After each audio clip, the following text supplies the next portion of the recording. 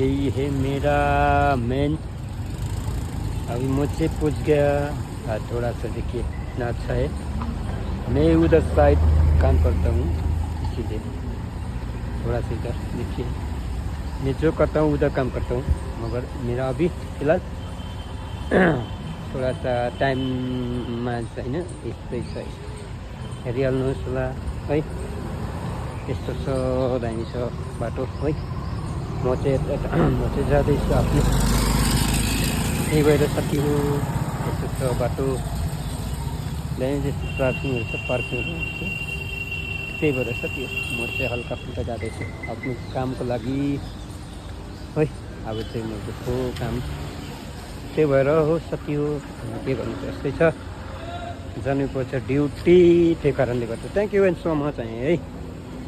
म चाहिँ अब जाने त्यो कारणले गर्दा म ड्युटी मेरो चाहिँ खास चाहिँ ड्युटी चाहिँ अहिले भएको त छैन। म परेरै पनि है ड्युटी त जानुपर्छ तर ड्युटी अहिले भएको छैन।